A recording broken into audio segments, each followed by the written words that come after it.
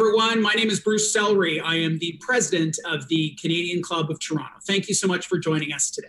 Today, we are going to focus on oil and gas. And this is a sector that has been hit not with a 1-2 punch, but a 1, 2, 3, 4, 5 series of body blows, geopolitical situations, domestic politics, environmental questions, changing technologies, and now a pandemic that has suppressed demand globally. It is a lot.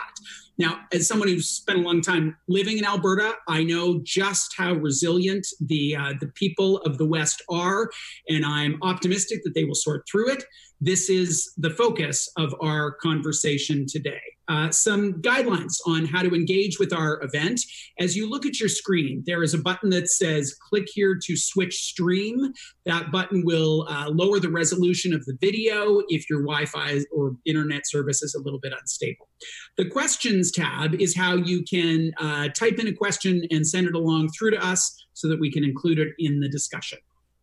And the request help button is just that. If you have some technical questions, we can do that. We are pleased to host today's event in partnership with the Ivey Energy Policy and Management Center at the Ivey Business School, as well as the Ivey Academy.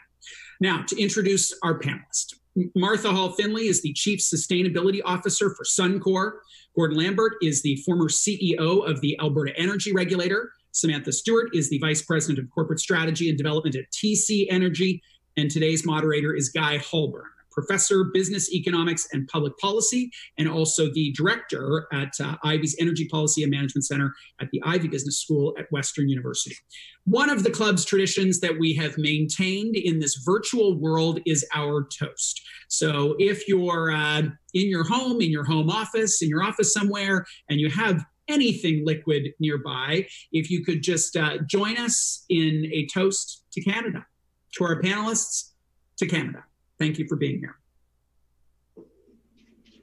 Guy, I turn the Canadian Club podium over to you.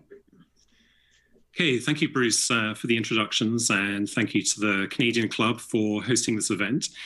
We have lots to discuss today with our esteemed panelists, so I'd like to jump straight into the conversation. And I'd like to begin with a question about the scale of the impact of the current crisis on the oil and gas sector. We've all read the press stories about global oil demand falling by 30%. We've seen oil prices plunging to an unimaginable negative almost $40 a barrel for WTI just a few weeks ago. So perhaps you can give us a sense for what you're seeing as the main effects in the oil and gas sector within Canada. And how would you compare the current crisis to previous downturns, recognizing that the oil and gas sector is one that's been used to traditional boom and bust cycle? So Martha, maybe we could kick off with you, as I know you're in fact actually a little bit newer to working in the oil and gas sector. And then we can come to Gord and to Samantha as well. So, Martha, over to you. Well, it's interesting. Having been working in the public policy world for quite a few years, including the energy sector, yes, it's been 3 months now that I've been on the other side, and there's been no shortage of people saying, so how do you like the oil business now? There's no question it's been extraordinary. I mean, the history of oil and gas energy certainly has been, over the last number of decades, one of significant volatility. We've seen, the 1970s, we've seen the Asian financial crisis create real problems. This time we have a pretty unusual situation of a dramatic reduction in demand and a dramatic oversupply, all at the same time. And, we're seeing now the prices of oil are affected by the fact that there's not even enough place to put all the oil that the world is able to produce. So even when the Saudi Arabians and the Russians came to a little bit of an agreement, the problem is the storage tanks are full. So it's going to be very interesting to see what happens as we come out of COVID, hopefully when we come out of COVID, to see what happens in terms of the reduction of that that backup of supply. And then an added twist, I think, will be, will the world significantly change after COVID? Will we really see significant reduction in travel, for example? The technology that we're using today is extraordinarily good now. And so that will affect energy use. And then when you add that combined to, you know, the concerns about the environment, concerns about climate have not gone away. And I would just say that part of the challenge we're facing is because of all of the economic downturn, some of the investments and some of the things that we would like to be able to do from an environmental perspective have been postponed. So all of those things are operating, I would say, in concert, but that would actually imply some collaboration. I think there's a bit of chaos out there, quite frankly. Yeah, thank you. You mentioned some of this uncertainty about what the oil and gas sector is going to look like in the future. We'll come to some of those discussions later on, but I think that's a good point about what the future really holds for the oil and gas sector. So, well, thank you for kicking us off, Martha. Gord, maybe we could come to you next. And you've had a long career in the oil and gas sector, and you've probably seen more than your fair share of booms and busts. So how do you see the current situation in light of this history within the oil sector? And maybe you could comment on some of the things that you feel have surprised you more this time compared to the past. Yeah, great. Thanks, Guy. Well, certainly, if you've worked in the oil and gas sector for any period of time, you've gone through some dramatic cycles, but always with a recovery in some respects. And that recovery often is based on demand growth. And I think, to Martha's point, the prospect of what demand is going to look like, not just as a result of COVID, but coming out of it, makes this downturn different than others. And so are we going to see a peak demand in 2020 that some had imagined would happen in 2030, I think is the type of question at play. On the ground in the sector, the levers that you end up pulling and are being dramatically invoked right now are capital reductions. So CapEx budgets are being slashed to the bone. You see employment, of course, falling dramatically, and people are trying to reduce production. In some cases, losing money for every barrel produced. But not all producers are in the same circumstance. So some will have hedges on their crude that will shelter them for some period of time. That's a very diverse sector, and each company is in their own circumstance, but everybody's feeling the pain out of this downturn. Mm-hmm. So just picking up on that diversity, Gord, we know there's a tremendous variation in terms of the types of technologies and the cost structures within the oil and gas sector. Can you give a sense for which types of companies you think are most exposed or are most struggling at this point in time, and which ones may be able to weather the storm a little bit better than others? Yes, we imagined COVID as a disruption of oil demand globally. On the supply side of oil and gas, the emergence of tight oil and tight gas has been a dramatic disruption on the supply side of oil and gas as commodities. So we saw the US go from being the largest net importer of oil in the world to now being a net exporter, which in my lifetime I never imagined. And that had already been at play as a disrupting factor to Alberta and to Canada prior to COVID. So the higher cost oil right now, though, is the fracking type of oil, that tight oil. It's economic at around $50, $60. Mm-hmm. And at this price level, you see the US industry also being decimated. So that is a correction that is occurring, which also leaves companies in a mode of wondering how the fracking of the tight oil and gas producers will come out of this downturn. For oil sands, think of it as manufacturing oil. So it's a model where they don't have to worry about depletion of the resource. They can run their facilities in a really efficient manner and drive further efficiency in their cost structure but they don't have to keep drilling to keep production levels. And so in the oil sands, again, diversity of circumstance, but they can be competitive at prices around $30, $35 a barrel. They would be relatively healthy. So competitive, I guess, would be the way to frame the oil sands. Mm-hmm. So I think that's a good perspective to have. It's not only the Canadian oil and gas sector that's had a major hit, but it's also the US, and the relative cost profiles and differentials are important in thinking about how one country's oil sector is impacted relative to another. And I think that point about the US oil shale sector is a good one, given that's a slightly higher cost level than some of the Canadian companies, at least. So Samantha, maybe we can turn to you, and you're at a slightly different position within the energy sector, being within pipelines, and much of the pipeline sector is rate regulated. So you're a little bit insulated from the vagaries of the global oil market. Maybe you could give us a sense for how you see the pipeline sector as being affected by the current crisis and the downturn in oil prices and oil demand globally. Sure. I think you're right to bifurcate the pipeline sector between those that are rate regulated and those that might have more exposure to volumetric or commodity risk. From TC Energy's perspective, we're very much rate regulated. And so between the gas part of our portfolio and the oil part of our portfolio, we have very strong credit-worthy counterparties. And part of that is Gord and both Martha indicated. Many of the molecules that we move tend to be underpinned by companies that are very strong, have had access to capital markets, and will continue to grow their portfolios. So from that perspective, it does leave us somewhat insulated. I think, as both mentioned, we are entering unprecedented times.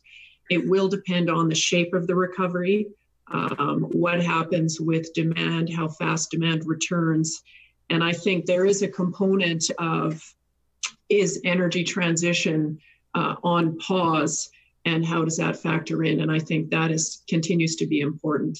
And as we mentioned before, previously, that shape of the recovery, I can't express that enough. Canadian crude, as well as Canadian gas, becoming more and more competitive will be increasingly important going forward, as is access to capital. Yeah. You mentioned before that some companies have got stronger balance sheets than others, and these are probably in a better position to deal with the current crisis and to come through it. Do you think that these companies with stronger balance sheets should be doing things differently at the moment? Are there perhaps some silver linings or some opportunities for companies recognizing that assets are cheap at the moment and demand at some point should recover in the future? Mm-hmm. Assuming you're referring to the midstream sector versus the upstream, on the midstream side, I think those with strong balance sheets, we're entering into a time. We have, for example, a $43 billion growth program. We have plenty of growth in front of us. We'll continue to execute on that growth. I think what can be done differently, I know internally for us, we're looking at things like digital innovation, new arrangements with our customers, because we're all in this together. So we've got the balance sheet to look at bringing innovation in, thinking differently in terms of commercial arrangements, and working together in partnership with our shippers and our upstream partners. Now, when it comes to longer term portfolio allocation, it will be interesting to see, and we continue to monitor the outcome of the impact of COVID. But we do believe that, the continuing requirement for oil and gas going forward, we may see some changes in the shape of the demand curve longer term, but we believe that Canadian oil and gas has a significant portion to play. Mm-hmm. Okay, thank you. So we're getting one of our first questions coming from the audience here, and this is around the future pricing of oil and gas. Now, WTI oil prices have fortunately rebounded from the negative $40 a barrel, and they've been positive. And they're currently around $20 a barrel, and their forecasts remain in the sort of $20 to $30 barrel range for the rest of the year. But this is still clearly less than half the pre-pandemic level, so a significant reduction compared to the last 5 years. So what does this mean for the oil and gas sector if oil prices stay at this level in the $20 to $30 barrel range? Is this a level that the oil and gas sector can compete at? Martha, did you want to have a quick stab at that? Well, I think I'm not on mute. I'm good. I think it depends on where you are in the production stream. I think it really does depend on if you're upstream only and where you're upstream only. It depends on at what point the price encourages U.S. shale to come back. And Gord can speak to that well as well. It also depends. We talked a little bit about those companies that have strong balance sheets.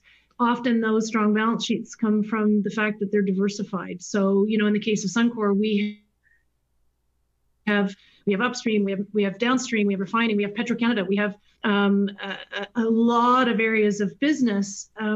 Just a basic business principle, diversification is usually pretty good, especially when you come into a crisis like this. So we're very bullish about the future, but nobody has a crystal ball. Nobody knows what will happen with COVID. Nobody knows if we'll have a second wave. Nobody really knows when we're going to have a vaccine. What these behaviors will do to change behaviors forever. Like the workplace is going to be forever changed. There will be probably less commuting, more people working from home. Well, what does that mean in terms of gasoline demand, for example? So there are all sorts of factors, Guy. I know you'd love an answer, but I think what we're really seeing is that it will depend on where you're playing. One thing I just want to touch, just in case we don't get a question on it, and Samantha mentioned that about what will happen with the energy transition and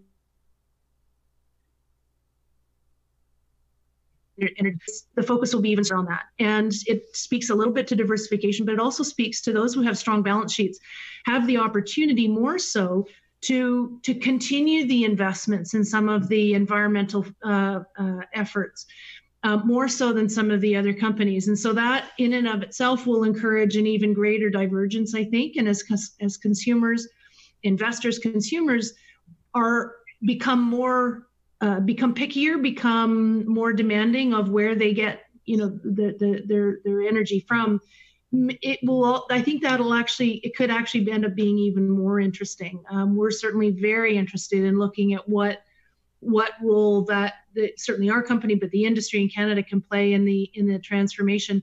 And I would just say the other thing that I find with COVID that might be very interesting is we've seen a massive increase in the level of collaboration between government and business, whether it's for safety, health, all of the things that we're doing. Financial, of course, as well. So I'm actually really hoping that as we move toward finding more solutions to some of these environmental challenges, and climate being one, but not the only one, that we see a much greater enthusiasm, shall we say, for government and business collaboration on some of these things than we've seen in the past. Mm-hmm. Thank you. Okay, so I think there's a good point there about the pandemic as providing that impetus for diversification, innovation, as well as a bit of belt tightening. Gord, maybe I could ask you the same question. You've just recently retired from the Alberta Energy Regulator as CEO, so you've had this broader perspective in terms of the industry and how it's been managing in a lower price environment over the last 5 years, and now a very low price environment. What do you think are some of the strategies that firms can use to try and cope with prices in the $20 to $30 type of range? Yeah, well, there's a couple of dimensions to that. One is I just want to reflect on the $20 to $30 price range, that we have to really be mindful that the revenue from oil is critically important to the producing countries. that it exists in. And so there's Saudi Arabia, for example, they rely on prices of oil that are probably north of $50 at least to meet their social needs. So I do think you'll see an effort to try and get back to a healthier price range. There's an aligned interest to try and get back up into that, call it 40 to 60 range. But in the $20 to $30 world, one thing you see is the innovation agenda is playing out hugely. Collaboration is one of the areas that we see a lot of really breakthrough things occurring. And an example of that is Canada's Oil Sands Innovation Alliance, which happened before the downturn, but where companies are coming together to share IP and accelerate the pace of environmental performance improvement. They've shared now $1.3 billion of IP, but we also see it in the conventional world as well, where companies are collaborating on a regional level to bring down the costs of abandonment of oil wells, for example. So they'll go to supply companies with a regional approach to how they go about doing that business, and they've seen a 30% reduction in costs of well abandonment and reclamation as a result of that. So it's innovation at every stage of the value chain, from the geology through to processing, through to how you move the oil, and ultimately to its end use, and to the abandonment and reclamation aspects as well. Okay, thank you. Okay, so lots of moves here in terms of how companies are thinking about sort of new strategies around innovation, around diversification, to deal with at least some of this uncertainty over future prices. Maybe I could shift the conversation towards looking at the role of government. And we're now entering an era where we're seeing major government intervention into the economy to try and mitigate some of the effects of the pandemic on households, companies, and industries. And recently, we've just seen the government announce new loan options for large companies across a range of sectors, which come with some environmental conditions. And we've also seen the federal government contribute $1.7 billion to the Orphan Well Fund to help clean up abandoned oil and gas wells. So we're now seeing sort of government step in to provide some assistance. And my question is, do you think the government is striking the right balance in terms of providing some economic support for the oil and gas sector, while at the same time trying to keep an eye on its environmental and climate objectives? Does anyone want to kick off on that? I think very much, Guy. I think certainly the Alberta government and the federal government, but the examples you were raising were really the federal government. I think we're talking an extraordinary amount of money, but certainly what we have been recommending to the government is things like the sectoral agnostic efforts. So not focusing on a sector, but focusing on individuals and families. And the wage subsidy support program, completely sectoral agnostic, and for a while it was, this should just be small businesses. And then, so, well, it's actually a small business, big business. It's all about a job lost is a job lost. And so if somebody loses their job, it doesn't matter to them necessarily whether it was a small business or a big business or what sector. And so I think the federal government has done a really good job in that regard, trying to deal with some of those issues. There are calls from all over the place for more money, of course, and it's difficult because the other part of this is that our kids, our grandkids are going to be paying the bill for a lot of these, and so trying to manage helping and providing support to people now, really important, obviously. But there has to always still be an eye on, okay, but what does the future look like? I would say, so we've actually been very supportive of what the governments have been trying to do. Listen, look at some of the other countries. I think Canada is stacking up pretty well. What I would say, though, is that it's not just about money.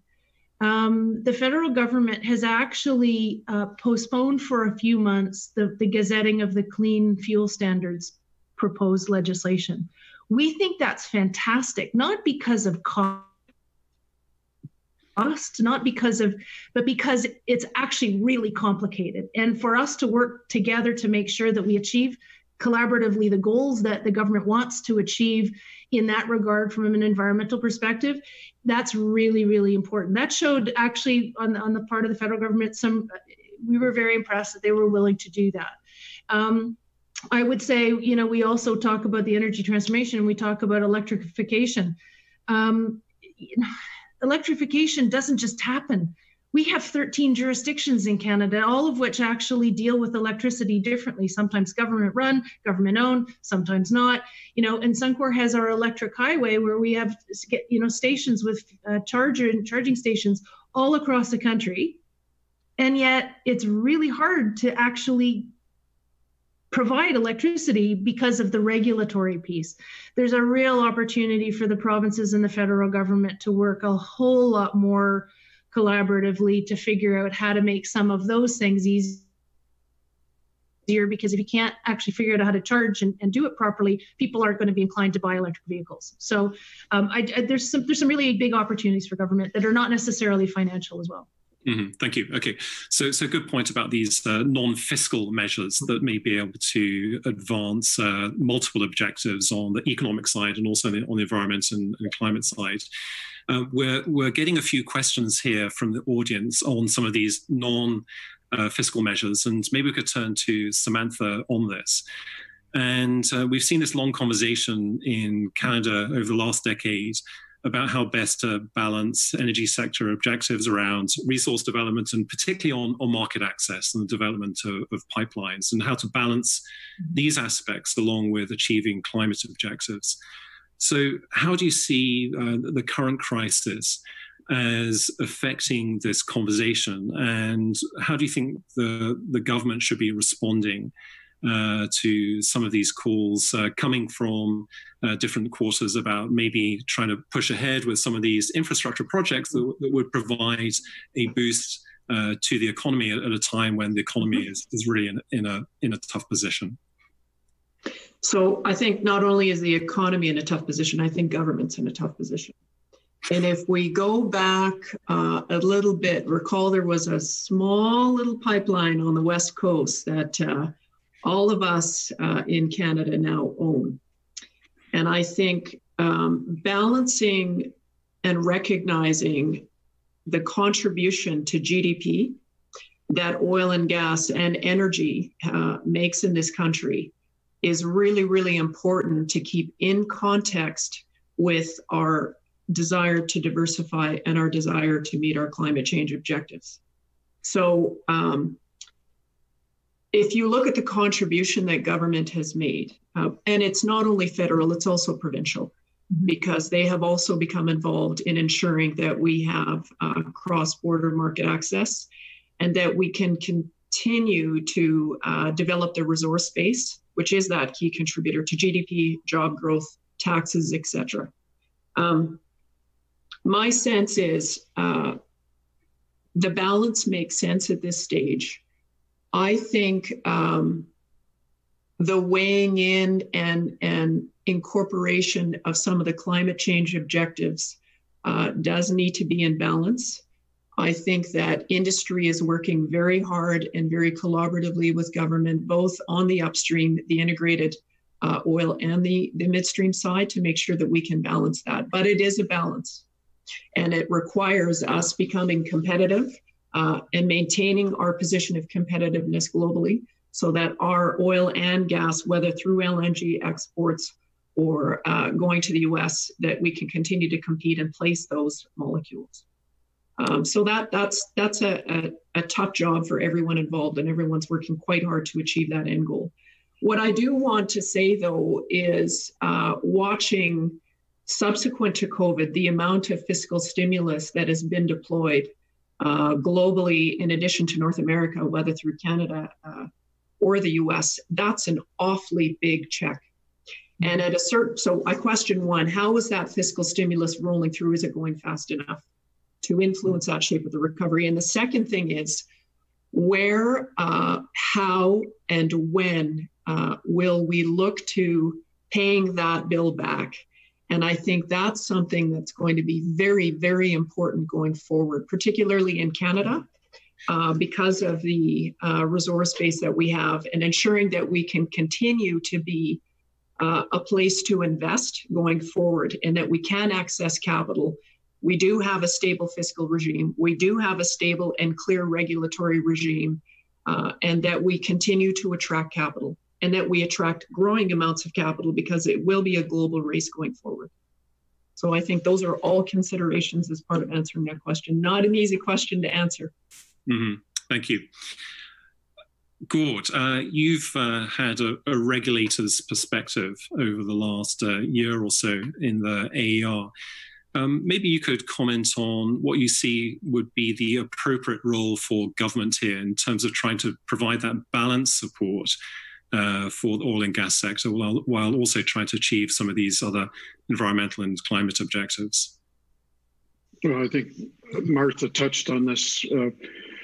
Really focusing in on the employment aspects is a really central priority. So that means not picking winners and losers, having programs that are equally available to every company. So I thought the abandoned well funding was a very good step towards helping to ensure employment in an important aspect of the oil and gas sector, which is the service sector. Because coming out of this, it's not just jobs for Canadians, but we actually do need to ensure that the industry itself globally comes out of this, including Canada, with an oil and gas sector and service sector that's strong and is able to support activities going forward. So I think that's been exactly right. But of course, governments influence the regulatory landscape as well. It's the complexity of regulation that I think is often an opportunity area where we create new regulations to meet new issues and risks, but we often don't rationalize those against the legacy regulations that may not be as relevant or as required now. And so just rationalizing our regulations going forward and making sure they're fit for purpose, they're as efficient as they can be, is an element of what Samantha said of how do you attract capital. It's going to go to jurisdictions not that have relaxed regulatory regimes. They need to have absolutely great regulatory regimes and good regulations well enforced, but not unduly burdensome and complex. And you'd mentioned before the role of innovation in the sector as well. And potentially this is an area where government can provide some assistance as well. Are there any particular innovation sectors, areas, technologies that you think are particularly promising that might help provide some sort of short-term assistance and also improve long-run competitive outcomes? Well, one of the huge areas is just using big data and artificial intelligence. So that does involve things like in the Suncor world of autonomous trucks, for example. You can automate activities and processes that previously and make them more efficient. So we see that at play in all phases of oil and gas, right from how you find oil through to all that value chain I mentioned earlier, from the production through to marketing and end use. But we also see innovation in processes, industrial oil and gas processes, so new forms of upgrading, new forms of oil extraction. So in the oil sands world where steam is used to extract oil, known as steam-assisted gravity drainage, it is greenhouse gas intensive. That there's real work underway with commercial scale replacement with solvents or electricity that could result in dramatic improvements in greenhouse gas emissions and also in cost structure. Now, for the governments and for industry, it's to try and work to accelerate that. So time is not our friend. And often in the past, it's taken over 10 years to get these technologies from concept to commercialization. We don't have 10 years to spare, and governments also play a big role in de-risking the scale-up of these technologies through partnership funding. That's been the history of innovation in the sector in the past with the Alberta Oil Sands Technology Research Authority, AOSTRA. I think that governments have to revisit that aspect of the innovation agenda and really take on in a collaborative way with industry and other stakeholders how we accelerate the improvement. Mm-hmm. Thank you. So we're getting a related question here from the audience around diversification and the role of government here. So in 1974, Peter Lougheed said that Alberta really had to save for the expected rainy days and to diversify the provincial economy away from oil and gas, given that it's a very cyclical industry. So the question is it a little bit late for this, or more positively, maybe I would frame it in terms of what do you think the government should be doing at this point to build on that suggestion to try and diversify at this point? Guy, if you want, I'll jump in. I don't think we can look just to governments to do that. Governments don't run businesses, businesses run businesses, and governments have a role to play. And you heard me say before, I think there's a really important opportunity for collaboration.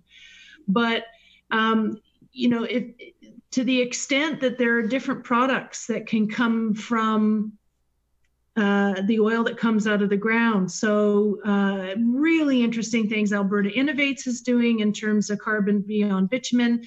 There's some really obviously chemicals that we use globally. Plastics, I know they have a bad reputation right now, but actually we use a lot of plastics for really good things in the world. So there are diversification opportunities within the industry as well. And where there is collaboration, or for example, the COSIA example that Gord gave, or maybe a potential opportunity for another AOSTRA-like opportunity to look at new technologies, for new energy technologies, for example. I think not just technologies to reduce our environmental footprint, but new energy technologies that might be cheaper, better, and cleaner. There's for sure some opportunities, but it's not just government. Government's not going to do this on their own, and industry in some cases could potentially do it, but could do it faster and better and more effectively if there's collaboration. And so I go back to what I think COVID has done for us is highlighted so much collaboration on some of the health and safety issues. We're engaging all the time because we, as an essential service, we've had people working all the way through it, learn some fantastic lessons in terms of what back to work looks like, what for other organizations, for what the governments are trying to deal with in terms of emerging and reopening the economy. Those levels of collaboration are new and I think pretty exciting. And so to the extent that we can look at some of these things, but I would really caution it's not just government and it's not just industry. I think that collaboration is going to end up being key. Mm-hmm. Okay, thank you. So maybe that's a good point to segue to a conversation around looking ahead to the future of Canada's oil and gas sector. And as we look forward to the point in time where the current crisis begins to abate, and we hope that's going to be sooner rather than later, how do you see the oil and gas sector within Canada emerging in the future? And if we're predicting that oil prices might be low for an extended period of time, and maybe oil demand is also going to be somewhat reduced, what do you think companies need to be doing at this point to remain competitive and to come out of this in a fighting fit manner? And what about Samantha or Gord? Do you want to jump in on this? Gord, do you want to go and I'll come in behind? We can do the upstream, then the midstream perspective. Yeah, well, at the most fundamental level, Guy, you have to be a low-cost producer. So that's just the burning platform of for everyone in a commodity-based business like this. So it'll be lean and mean coming out, and there could be a different structure to the sector of through consolidation and that kind of thing. But also just to add that I think there'll be more of a conversation about the role of Canada as an oil producing country in the global world, because an impact of COVID, I think, is that resilience of supply chains is emerging as one of the central insights coming out of COVID, that you can't afford disruption of supplies of key products. You have to have reliability under all circumstances.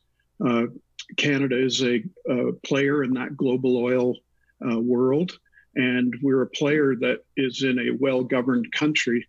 And so I think Canada plays a very critically important role to ensure a resilient global supply of oil going forward. We often talk environment, social, and governance aspects of oil and gas, as ESG being the acronym, but the G part doesn't get discussed a whole lot. A lot of the oil in the world is in jurisdictions that have not democratically formed governments. They do bad things with the revenue, and so I think dialogue will emerge about what does a resilient global supply of oil look like in a carbon constrained and low growth world. So I'm looking to see that discussion happen. Mm-hmm. Thanks. So Gord, just to pick up on your first point, you mentioned that being a low cost producer is going to be absolutely critical in an environment where global demand has fallen and shrunk. What scope is there for the Canadian oil and gas sector to really drive down costs? Is this mainly a matter of scale and consolidation, or do we need significant more innovation as well? Definitely more innovation. So that burning platform to innovate is there in a huge way. I do think in the oil sands case, there is a step change in competitiveness, carbon competitiveness, that's still possible there. I mentioned about getting off of steam as a way of extracting oil to solvents and electricity. These technologies are close to commercial, or in the case of Imperial's Aspen project, they actually had applied for a commercial scale solvent project. And so this isn't pie in the sky or field of dreams stuff. This is tangible steps that could put Canada on a much more competitive level, both on carbon and on cost. Mm-hmm. So it's not a mature sector in that regard, but it is going to take capital to do it. And we are going to need to attract the capital investment. But I also want to remind everyone that we're also competing for ideas and talent. And so that's also a key aspect of the future going forward, is we have to be a place where the best and the brightest want to come to bring their ideas, bring their entrepreneurial spirit, and to set up and get that diversification agenda energized and make it and bring it to life. So if we can make Canada an attractive spot to bring the best and brightest here, that's going to serve all of us very well. Mm-hmm. Thanks. Thank you. Samantha, let's turn over to you. What do you think it's going to take for Canadian energy companies, and I guess particularly from your perspective, pipeline companies, to survive this and to come out stronger as we look to the future of the oil and gas sector? Yeah, and I think I have to answer that not necessarily from the perspective of a pipeline company, because we're all partners together, but more stepping up a level. And that's because if we look at where the puck is going, it means in an environment where we've gone from what we believed was resource scarcity, particularly in oil. And remember, it's an oil and a gas story, which then inevitably also becomes a power story. We need to look at end-use markets? Do we understand where those end-use markets are, and where is there an opportunity for us as an industry sector to start to create those markets, right? So if the puck is moving, so transportation is X%, coal to gas switching, gas fire generation is X%, petchem is X%, how much of that gets exported? What about what's happening in Asia? Are we able to be players in those global markets? Are we able to place our molecules in those global markets? And as pipeline companies, are we making sure that we're at the front door of all of the important export terminals, all of the important export facilities to make sure that, in a cost-effective manner, all of those molecules can be waterborne? And I think that's something that's going to become more and more important, in addition to continuing to deliver the energy needs of North America, not just Canada. So I think we're all in this one together. So the other piece to that, there's another interesting dimension to this equation, and innovation. We've talked about that quite a bit today.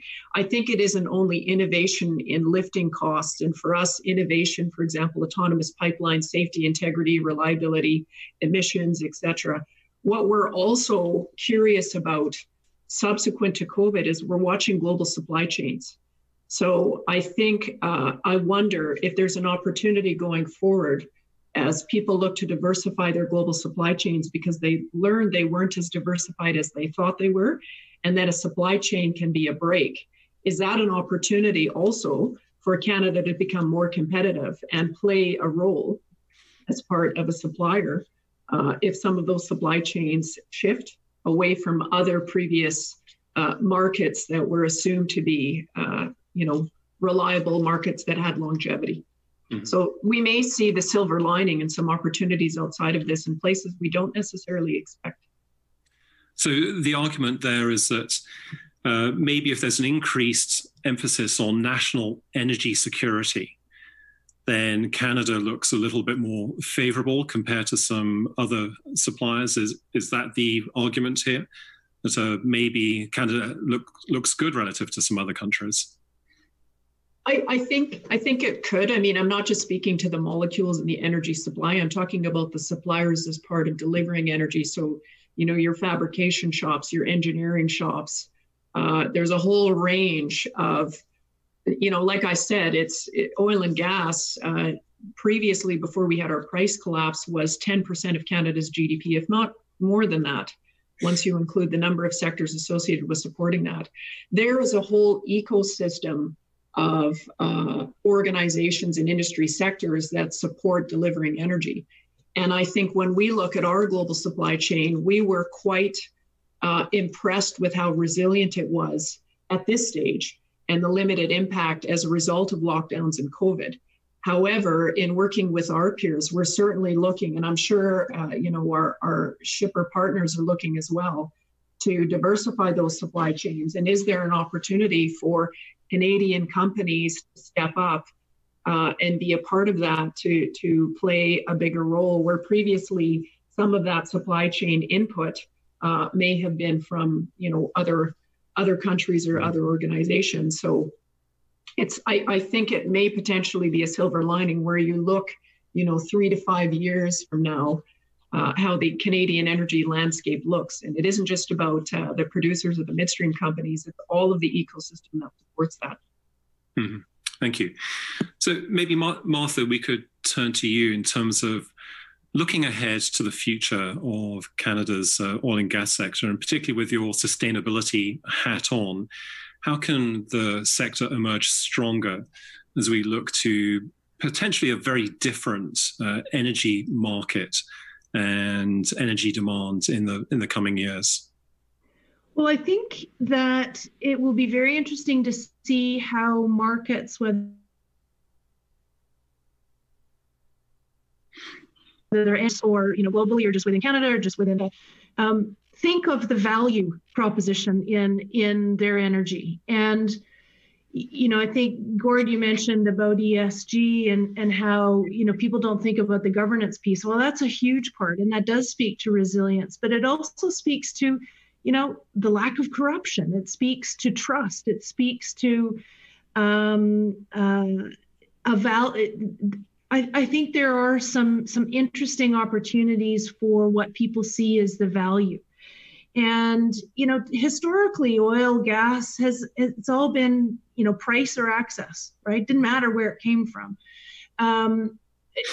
Differences between light and heavy and where it's going to get refined and where, but generally, there hasn't been a whole lot of, well, I would prefer that source of oil or that company's oil, other than perhaps at the retail level where, there have been efforts to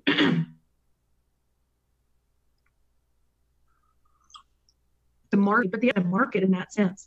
But one of the things that I've been saying since moving to Suncor is that whereas Suncor in the upstream part didn't have to really market, because it didn't really have end consumers that our Petro-Canada side did. But actually, Suncor now has 37 million customers, in the sense of public opinion has become so much more important. The entire population of Canada cares about the environment. The entire population of Canada cares about what we collectively are doing or not doing. Sometimes it's the very difficult conversations. So I think there's the governance piece, there's the social piece, all questions about the importance of reconciliation and engagement with Indigenous communities. More and more people across Canada, North America, and certainly Europe, but globally, are looking at the things that matter to them, and it's not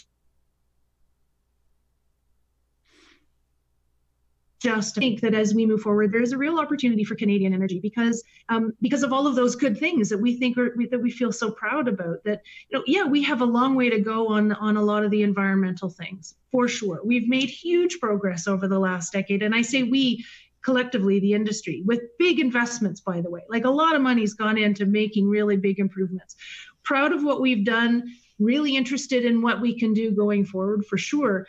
But I think it coincides with the larger public, the larger consuming public, and certainly investors, in terms of what's the value that they attach to not only what we produce, but how we produce it and what that means in terms of our role in society. And I just, as a Canadian, I'm actually really excited about what that might mean. A lot of work to do, for sure, but I think there's a really interesting future. Great, thank you for that. So I'm mindful of time and we are running up against the clock here. I would like to end up with a discussion about, are there any optimistic or reasons to be a little bit more positive in outlook? We've seen a lot of gloom and doom over the last few months, and the oil and gas sector has clearly had a tough time. Are there any aspects where you see some glimmers of hope and some positive indicators that actually things may be sort of more positive and moving in the right direction? And Gord, maybe we can turn to you, given your sort of perspective and rich history in the sector. Well, Guy, as I look at the world that we operate in today, the polarization that is at play is also one of the key challenges we face as Canadians. And the debate about the future of oil and Canada as a producer of oil has been polarized as part of that as well.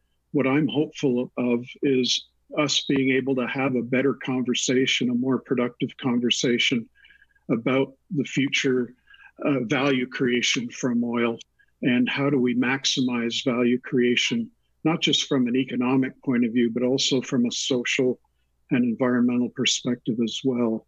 And so that is, how do we use the revenue from oil to meet other societal needs? What's the role of Canada globally as an oil producer in the world? Because ultimately it's a global scale story about what the future of oil supply and demand will be. It's a challenge for Canadians to have to think at a global scale about energy transition, but that's what oil causes us to do.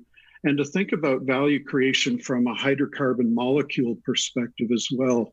So it's not just about producing oil for fuel. That's often what polarizes the dialogue in a carbon-constrained world. But it's how can you do and get better value from hydrocarbon molecules, which might mean even producing things like hydrogen going forward. and doing that in some ways that are environmentally sound, or carbon fiber. Martha mentioned beyond bitumen. We see a body of work and a global competition that's been called for how to produce carbon fiber from our hydrocarbon molecules. So I think value creation through the entire life cycle of that product and how it can be used to benefit all Canadians. Thanks. Thank you. Samantha, any more optimistic views? Well, here are my thoughts. I think the silver lining is going to take a little bit to come, but it will be when the market balances. And what that'll mean is that we are going to have producers and customers who come out of that situation much stronger, able to be at scale, able to advance some of the initiatives relative to innovation and energy transition, because the balance sheets will be stronger and they'll be much more resilient. So I think that's a first important step. I think there's another silver lining, and this is before COVID and before OPEC Plus and et cetera.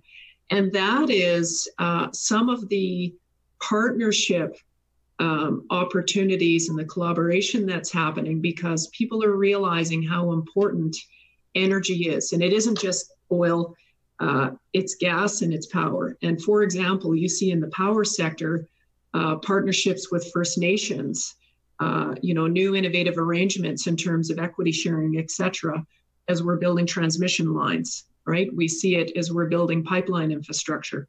So I think there's a lot of innovation that, we've switched to COVID, we've switched to some of the challenges, but, the silver lining is that those start to take shape, they start to take form.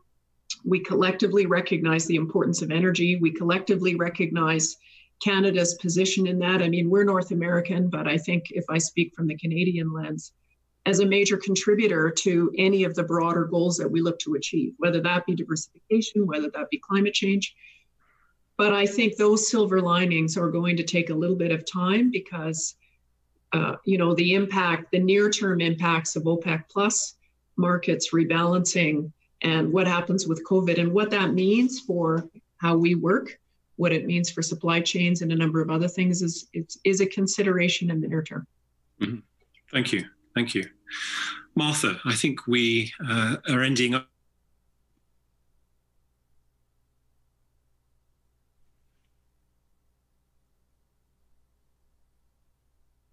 Of course, you're cutting out, so I don't know if you can even hear me now.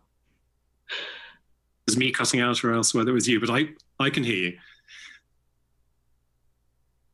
I can't, you're both frozen. Oh, sorry. If I would say if you can hear me, I think I actually was being very positive earlier, and I think with Samantha talking about what happens when the market returns, I think Canada is actually really well placed, and I think our industry is going to be very well placed to take advantage in ways that we may not have thought of.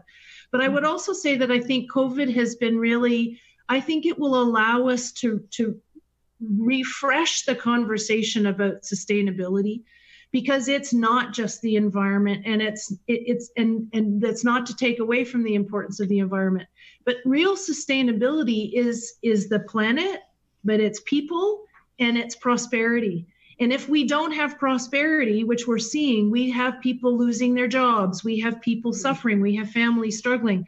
That will allow us to reset a little bit the conversation, move away from the polarization that Gord talked about, and regain the ability to have really thoughtful, objective, thorough, honest conversations about where we move forward as a country on all of those levels. And we're just not interested in the polarized discussion. We want to find solutions and work to find them. And that speaks to the collaboration with government. I think there are some very positive things to come out of this. Great.